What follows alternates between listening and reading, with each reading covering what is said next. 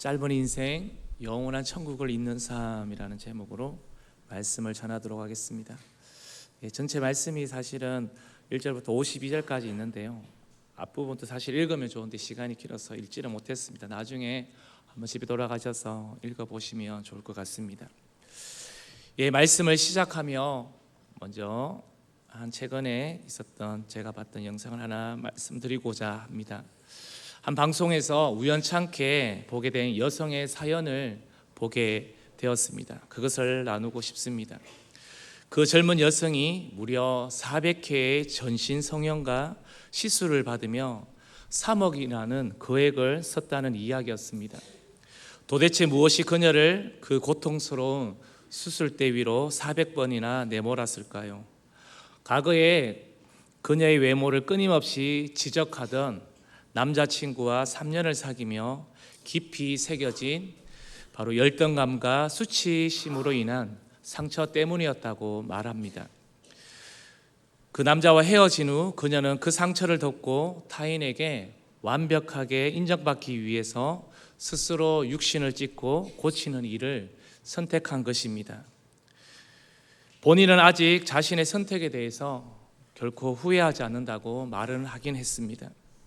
하지만 외모가 완벽해지면 그 영혼에 뚫린 구멍이 채워지겠습니까? 그것은 채워지지 않는 끝없는 허무와 갈증뿐이라는 것입니다. 성도님들, 이 젊은 여인의 사연이 단지 한 사람의 특이한 이야기일까요? 그것은 그렇지 않습니다. 모양만 다를 뿐 우리 역시 각자의 방식대로 내 인생의 결핍을 채우려 발부둥치며 살아가고 있습니다. 우리 아이들은 더 높은 성적을 얻기 위해서, 청년들은 더 화려한 그들만의 스펙으로, 어른들은 더 많은 돈과 안정적인 지위로 내 삶의 빈 구멍을 채워가고 있습니다. 조금만 더 고치고 조금만 더 쌓아 올리면 이 짧고 불행한 인생이 안전해질 것이라고 우리는 착각하고 있습니다. 하지만 하나님 없는 세상의 모든 성취는요, 결국 손에 쥐는 순간 흩어지는 안개와도 같다고 성경은 우리에게 말해주고 있습니다. 오늘 우리가 읽은 시편 89편은요, 바로 이 인생의 허무와 무너진 현실 한가운데서 터져나온 깊은 시인의 탄식입니다. 이 시의 저자는 다윗이 아닙니다. 다윗 이후의 시대를 살았던 에스라인 에단이라는 지혜자의 시입니다.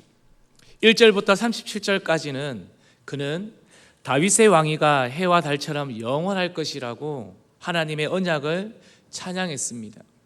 그런데 38절에 이르러 분위기가 완전히 반전되어지는 것을 볼 수가 있습니다.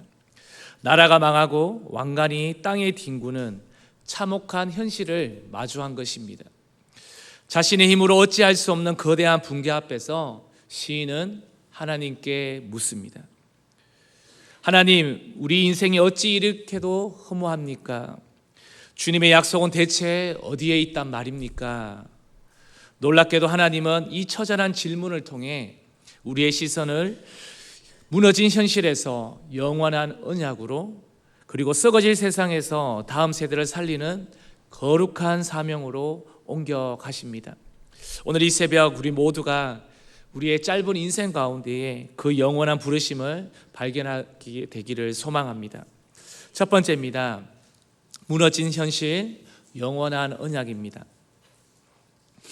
시편 89편을 처음부터 읽지는 않았지만요, 읽어보면 우리는 굉장히 당혹스러운 상황을 마주하게 되어집니다. 1절부터 37절까지는요, 이렇게 고백하고 있습니다. 하나님은 신실하십니다. 다윗에게 영원한 왕위를 약속하셨습니다. 또한 태양과 달처럼 그 왕위는 영원할 것입니다 라고, 여기까지는 정말 은혜롭습니다. 그런데 38절에 이르는 순간에 모든 분위기가 돌변하는 것을 볼 수 있습니다.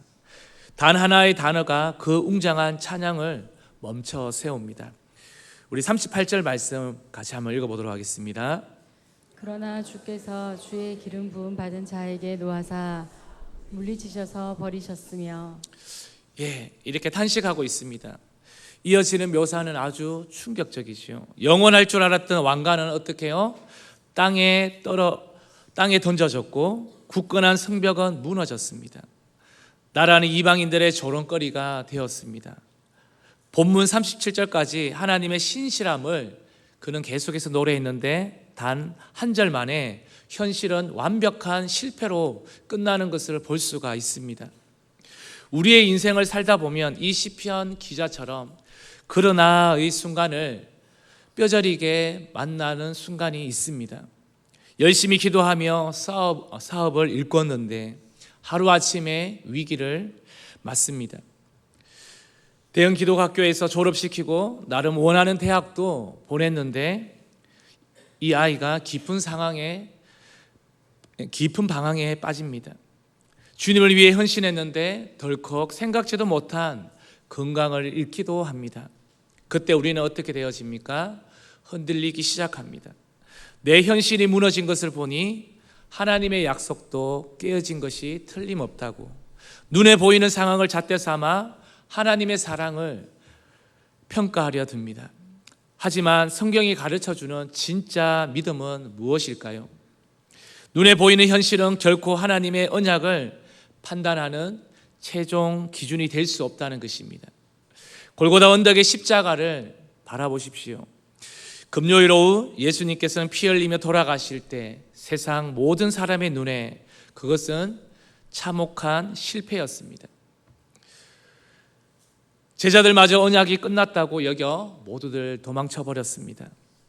하지만 세상이 끝이라고 불렀던 바로 그 십자가를 통해 하나님은 인류를 구원하시는 가장 위대한 시작을 열어 젖히셨습니다. 지금 성도님의 삶에도 십자가의 금요일처럼 도무지 이해되지 않는 고난 가운데 있는 분들이 계십니까?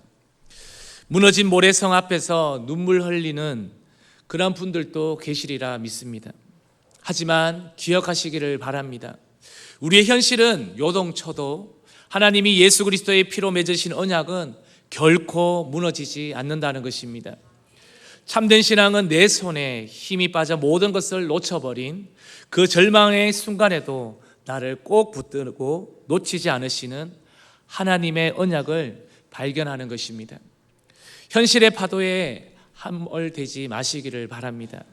변함없는 언약의 반석 위에 굳게 서시는 우리 믿음의 성도님 되시기를 소망합니다. 두 번째입니다. 짧은 인생, 영원한 천국입니다. 국가의 멸망이라는 거대한 비극 앞에서 47절에 이르러 시인은 시선은 갑자기 자기 자신에게 그 말씀이 향하고 있습니다. 우리 47절 말씀 한번 읽어보도록 하겠습니다. 나의 때가 얼마나 짧은지 기억하소서. 주께서 모든 사람을 어찌 그리 허무하게 창조하셨는지요. 왜 갑자기 자기 인생의 짧음을 이야기하고 있을까요? 영원할 것 같던 거대한 국가 이스라엘도 무너지는데 하물며 흙으로 빚어진 자기 육신은 얼마나 덧없이 사라지겠는가를 깊이 그 시인은 자각했던 것입니다.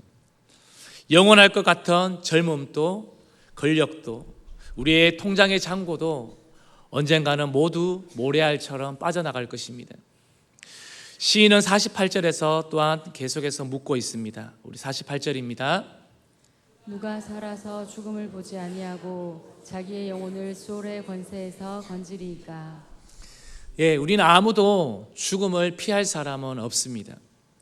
우리는 스케줄러를 쓰며 시간을 관리하고자 하지만 엄밀히 말해서 우리가 시간을 관리하는 것이 아니라 시간이 우리를 죽음을 향해 끌고 가는 것입니다.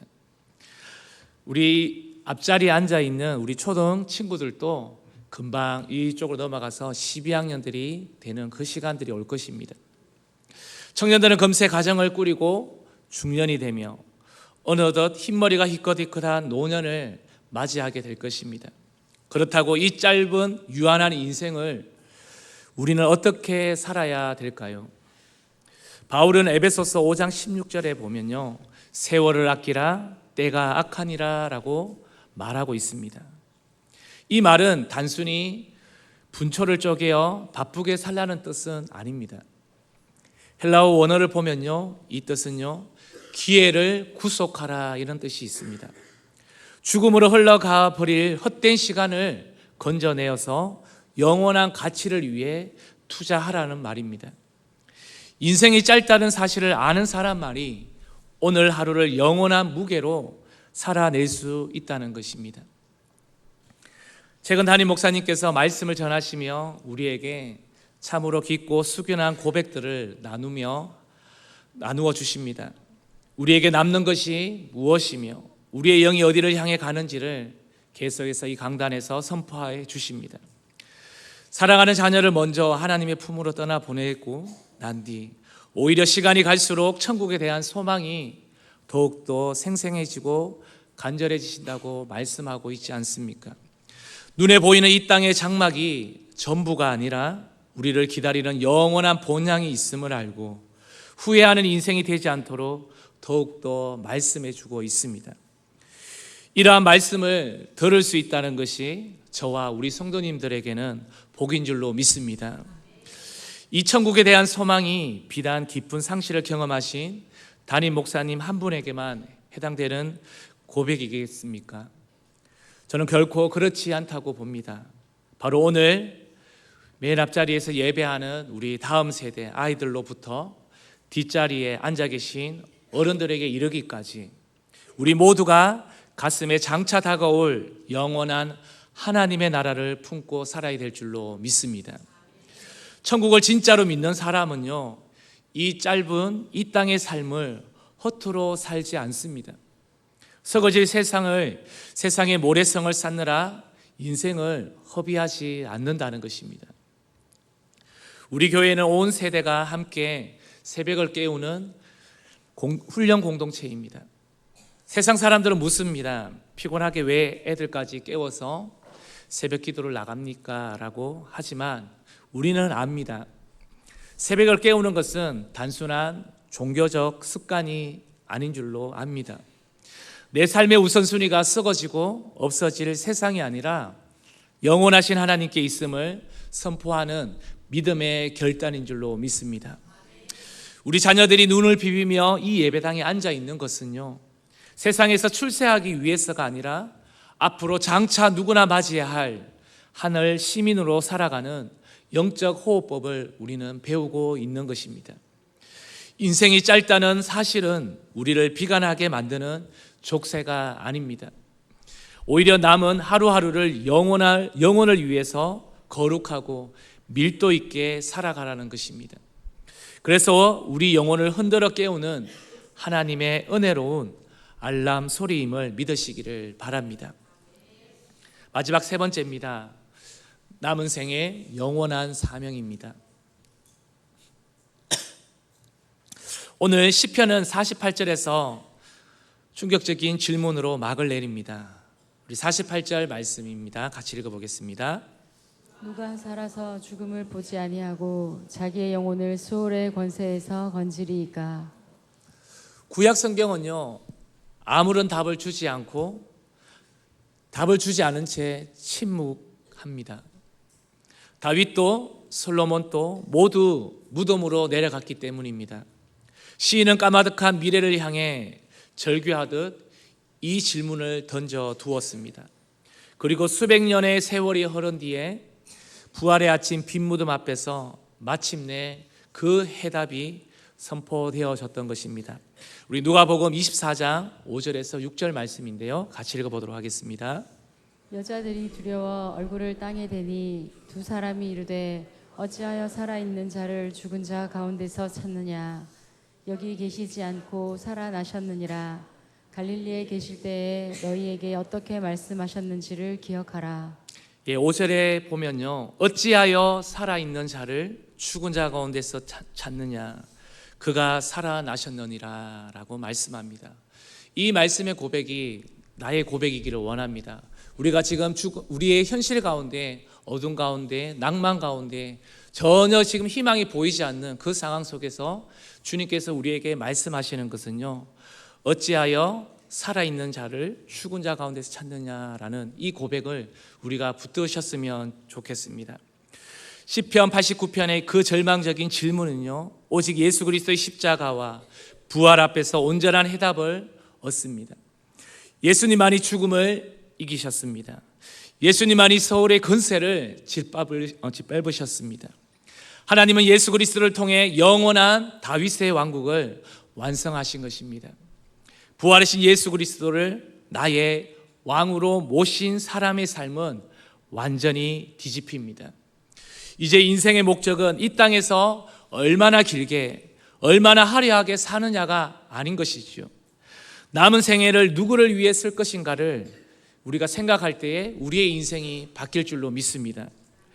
영국의 유명한 크리켓 선수였고 엄청난 재산을 상속받을 예정이었던 시티 스터드는 모든 것을 버리고 아프리카 선교사로 일생을 바쳤습니다. 그가 남긴 유명한 시 이미 많이 들어보셨을 것입니다. 오직 한 번뿐인 인생 속히 지나가리라.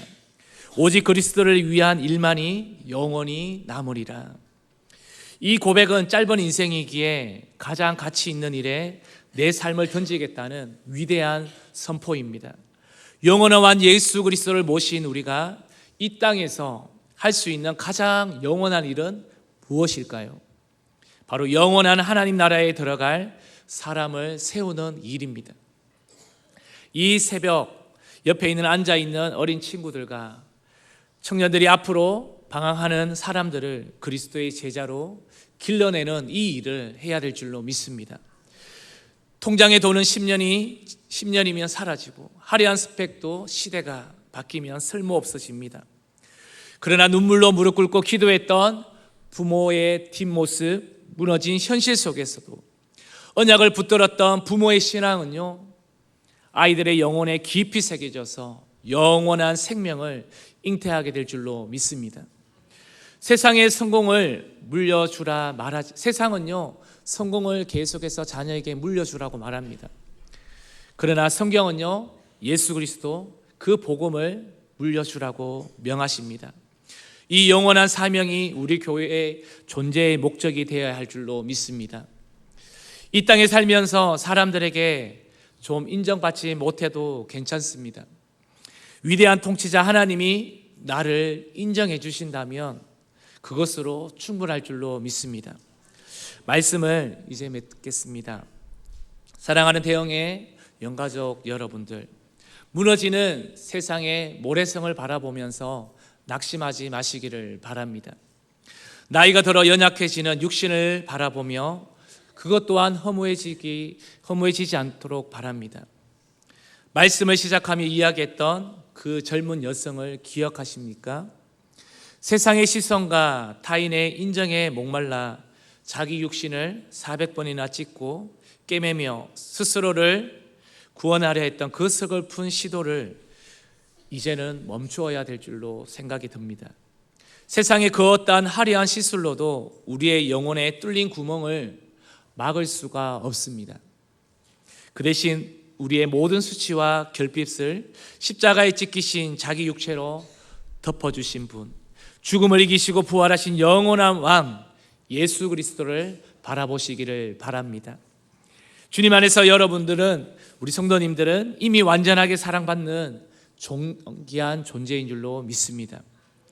우리가 이 은혜를 누린다면 이제 우리에게 허락된 남은 생애를 나를 치장하는 헛된 일에 낭비할 수가 없습니다. 우리 교회와 기도학교에 맡겨주신 이 보석 같은 다음 세대를요, 믿음의 용사로 세우는 일에 성도님들의 남은 생애를 아낌없이 쏟아 부으셨으면 합니다. 하루가 저물었다고 생명이 깎여 나간 것이 아니라 바로 영원한 천국에 하루가 더 가까워진 것을 믿으시기를 바랍니다.